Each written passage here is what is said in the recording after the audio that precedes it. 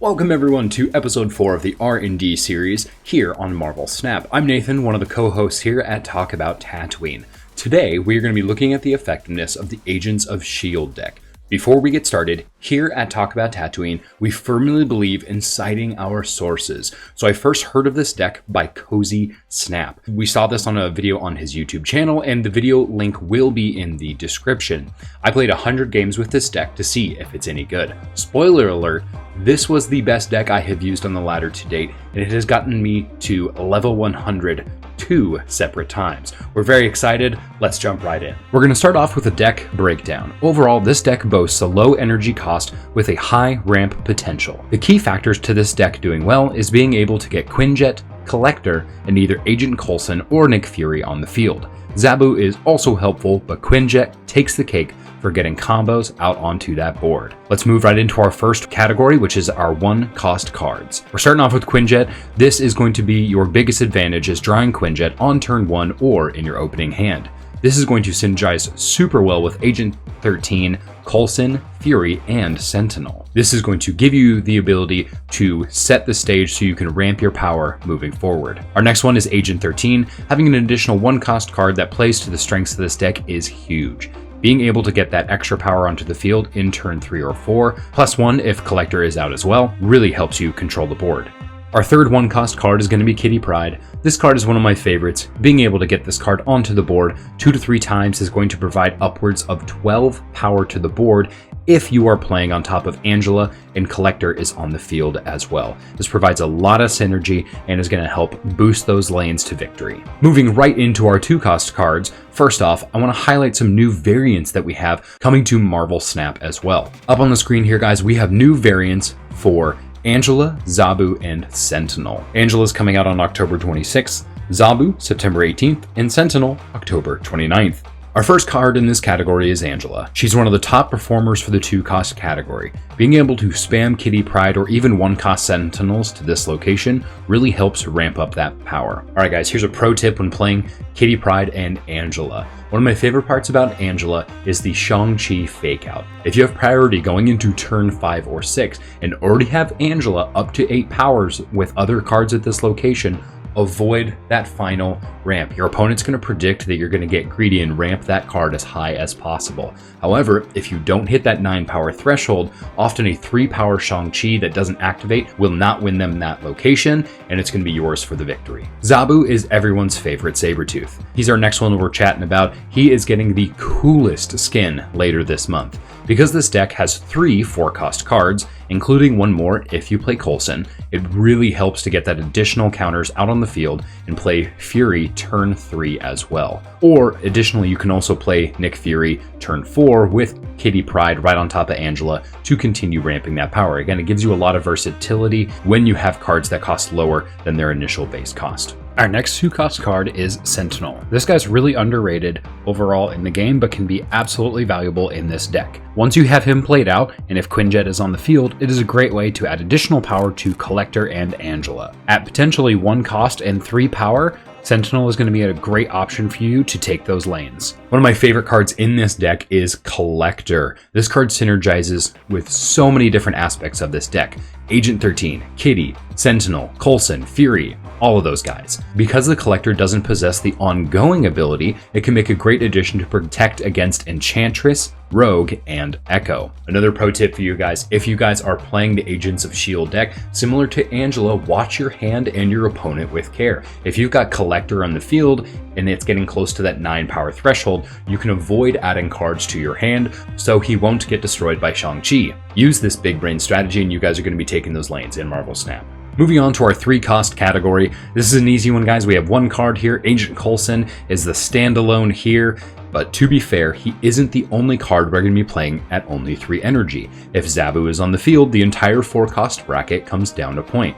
One of the biggest upsides to Agent Coulson is that he only adds 2 cards to the hand. The biggest problem when comparing Agent Coulson to Nick Fury is that Fury will often fill your hand by adding 3 cards instead of 2.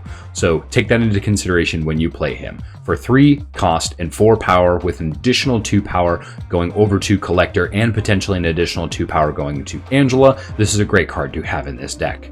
Moving right into that 4-cost category, We have 2 new variants as well, one of which, the Enchantress, has already been released by the time of this video. Our second new variant is Nick Fury. We're going to be getting a mech variant of Nick Fury on September 26, 2023. In this category, we have our classic counters, Shang-Chi and Enchantress. These guys are going to save your butt quite a few times, especially if you have Zabu on the field, because you can play both of these cards turn 6. Now keep in mind, Nick Fury here is your wild card. Getting 3 6-cost cards, especially if you have locations like Elysium or Titan on the field, is going to be huge. This card brings a level of unpredictability that is very difficult to counter by your opponent. If Quinjet is on the field, expect to see at least 2 6-cost cards played before the match ends. Our highest cost card that we have in this deck is Devil DINO. This is a must-have in this deck because it synergizes perfectly with all the other card-adding mechanics we've got going on. Not every game are you able to get out Fury, so having a loaded hand or even playing Fury on turn 6 is going to pass along another 6 power potentially to Devil DINO, and if you get that full hand, another 3 over to Collector. I've also seen different decks play with Moon Girl, having that in the deck as well. I omitted her mostly because she fills the hand too quickly. We'll talk about 6-cost cards here for just a moment. There are no 6-cost cards in this deck. However, if you get to play Nick Fury, you have all of them, so yeah, you actually have quite a few.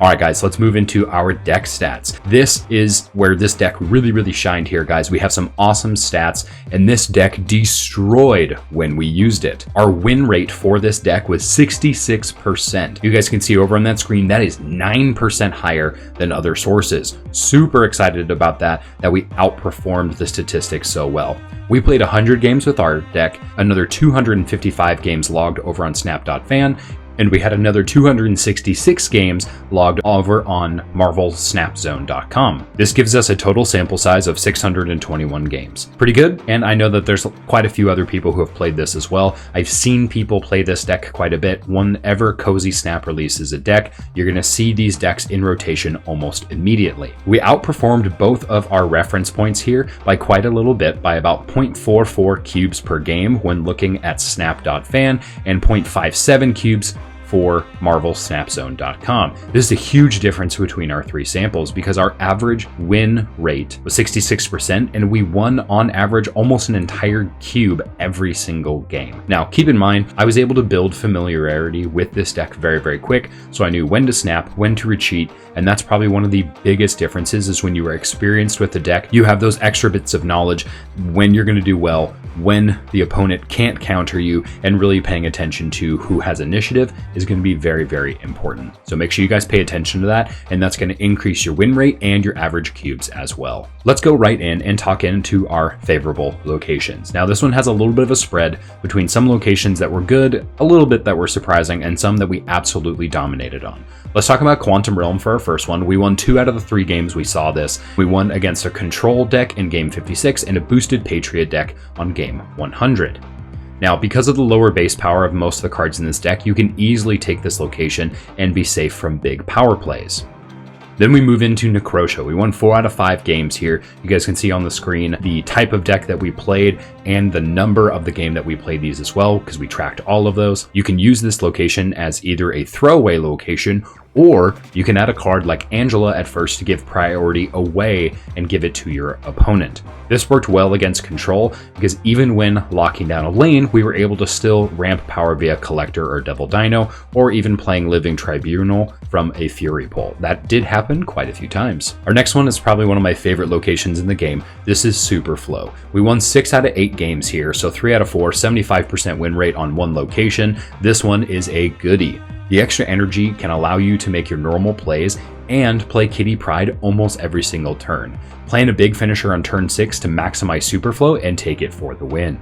Our next location is Limbo. Now this one was probably one of my favorites because we got to play this 12 different times. With the recent update and Limbo getting a huge buff in her overall cost, we got to see this 12 times in our sample set, and we won 9 out of 12 times. Make sure you guys take a look at that screen to see which decks we won and specifically which games we won as well. This was super fun. Honestly, being able to have that extra turn is super helpful, especially if you've already played Nick Fury. You're able to get a ton of 6-cost cards out for usually pretty cheap, and you're going to be able to ramp your Angela, your Collector, and your Kitty Pryde just one extra time. You're going to be getting a ton of power onto the field.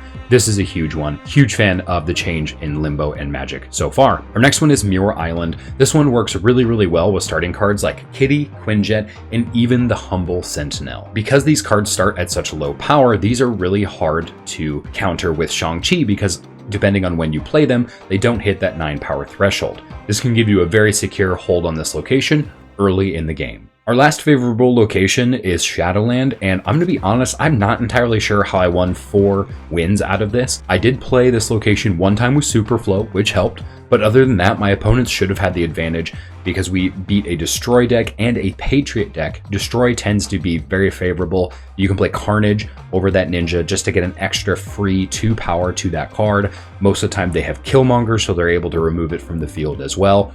Because the Ninja also has just a quote and it doesn't have any abilities, the Patriot deck was able to boost this card as well, so just having another card in the field that can take that bonus. It just seemed kind of wild that we were able to win against those decks. Coming up next, guys, we're going to talk about our non-favorable locations. Our first one was Mindscape, and honestly, losing your hand turn 6 is just a feel-bad moment. Both of the games I saw this location was against Discard and Bounce. This disrupted my final play, especially if I wanted to play Nick Fury. I was having to give those cards away, and that was always a bummer. Both of these games I was not able to get Quinjet out on the field, so Mindscape really did me dirty because I didn't get an energy boost from any of those cards. Our next one's Voromir. We only won 1 out of 3 games, and we lost against a Destroy and a High Evo deck. This worked as a preventative location. I would usually drop a Sentinel here to kind of get rid of the ability. However, in game 67, I dropped a Sentinel, and then my opponent changed it to Limbo the next turn, basically putting me at a loss for that location right at turn 3. Our next one is Kiln. We only won 1 out of 3 games with this card on the field. We lost against a Discard deck and a Destroy deck. This one is hard because you need to get the right order. Cards like Quinjet and Zabu are not going to hold you this location, so you rely on Collector usually to take this. If that draw isn't there, you probably are not going to get this location, especially if your opponent plays Jeff, Doctor Doom, Marvel, Vision, Heimdall, etc. One of the decks I played against was a Hela Discard deck, so they were able to load up this location very easily with that turn 6 finisher. Our next one is Hala. I ended up avoiding this location mostly to save my early game plays like Quinjet, Zabu, and Collector. They don't ramp super high, even up into turn 4, so I was just a little bit nervous about taking this because if I were to lose those cards, I basically lost the match, but it seems like avoiding it cost me that same result as well. Our next one is Crimson Cosmos. This one was always a little bit of a kick in the pants. Thankfully, we only saw this twice because this location blocks almost every single card in the deck. And if you have Zabu in location 1 or 2, and this is the location that comes out on 3, you're basically screwed because then most of your deck costs under 4 energy, and it's really hard to take. You basically have to rely on the card you get from Nick Fury or Devil Dino to take this location, and honestly, most other decks are going to do just a little bit better. Our last location is going to be Gamma Lab. This one didn't provide any wins at all. We lost against 2 different Destroy decks, and I'm going to be honest, I drew great on both of these, but I played against those Destroy decks that took the location with Shang-Chi. I wasn't able to draw Shang-Chi in either of those matches, so this one was a little bit hard to avoid. I fell into the trap of getting too many Hulks on the field and got them blown away in turn 6. Let's talk about other cards that can be subbed into this deck here, guys. We have quite a few cards up on that screen, and I do want to highlight, I do have Darkhawk on here. He is a soft synergy with this deck, but I really wanted to throw him up there because he has a new variant coming out on September 24th, 2023, and it is a good looking variant. We're super excited about it. Let's talk about that first one. Magic is really fun. We played 12 different games with this card. We won 9 of them. Just having that extra turn, super fun. Our next card is Iron Lad. This guy can be played for 3 cost if you have Zabu on the field, and there are not too many bad choices with him in this deck. If he grabs your Collector, that's awesome. You're going to be ramping this card from a starting power of 6 if he's got Collector. Same with Angela, he's going to bump up. If he adds cards to the hand, you're going to be boosting Devil Dino, you're going to be boosting Collector. There's really not a bad play with Iron Lad in this deck. Now, Darkhawk, again, as I mentioned, he is a soft synergy with this deck. He's always fun to play though. It does give you a relatively high power card for only 3 cost, especially if Zabu is in play. If you're wanting to get extra power on this card, switch out Enchantress or Shang-Chi for Rock Slide, and you're going to have a good time. One of the newer cards we have in this mix is Mirage. This is a newer card. I haven't actually gotten to play this one, but it does fit with the energy and synergy of this deck. You get a new card for Collector, and it gets increased in power, and it will cost less if Quinjet is in play. This is a really solid play for only 2 power. It's going to really help that board. Moon Girl is an obvious synergy with Collector and DINO. This can be used for some crucial turn 6 power bonuses. And our final one to talk about is Maria Hill. I see a lot of different Agents of S.H.I.E.L.D. decks with this in their composition, usually swapping this out for Sentinel. She's low cost, provides more low cost cards as well, and this makes me miss the old Quinjet where you can have cards for 0 cost, but those days are gone and far behind us, so this is at the same cost and power as Sentinel. It's a good replacement for that card if you don't like having the same exact card coming to your hand every time. Moving on into the counters category, this one's going to be pretty standard. We're starting off with Cosmo. A lot of the cards in this deck rely on the on-reveal mechanic. We do have some that don't, so for example, Collector, Angela, and Kitty Pryde. So if you do see Cosmo on the field, try to load up that location with those cards, and you're going to have a good time saving your other cards like Agent 13, Agent Coulson, and Nick Fury for cards that do not have Cosmo. Another good counter to this deck is Killmonger. I've gotten burned by this one a lot, but keep in mind the destroy mechanic is super popular right now and has been for the last few months. So expect to get a few of your cards smashed, considering we have 3 1-cost cards. Especially if Killmonger is able to take out your Quinjet, that really hurts the playability of this deck and can take out Kitty Pryde as well, and ruining the synergy with Angela. Surprisingly enough, Hulk was a good counter as well. Specifically, the High Evo variant was very hard to beat.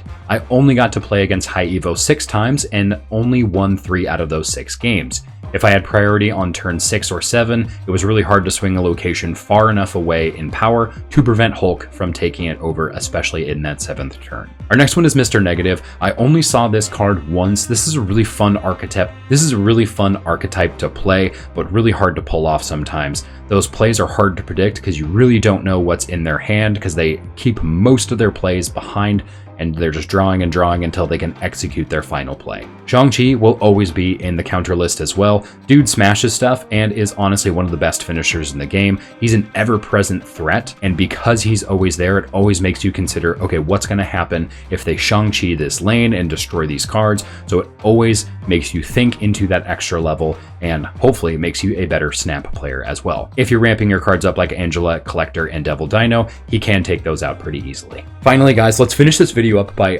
putting this deck into our deck rankings, and this one is taking that number 1 spot. This deck scored 0.98 cubes overall, and it has been our highest performing deck to date. This is going to be a hard one to beat. Welcome to the first place spot, and thanks again to Cozy Snap, who came up with this deck and put all the time and effort into getting this video production out and shared with the public. Finally, to finish up here, guys, big thank you guys to everyone who was watching. This has been episode 4 of the Research and Development series over here at Talk About Tatooine. Make sure to subscribe here on YouTube. That is a huge help. You can also find us on our socials, TikTok, Instagram, Threads, and Twitter. I'm not calling it X, no way. If you are a friend of the channel and want to continue supporting what we do, as well as enter into our next giveaway for October 2023, support us over on Patreon. It means the world to us and gives you lifetime access to our Discord server. Our October 2023 giveaway is going to be some Lego sets, so we're super excited to give those away because we are a channel that values many different hobbies. That all being said, thank you guys so much for watching. We'll see you guys in the next one. Happy snapping, everybody.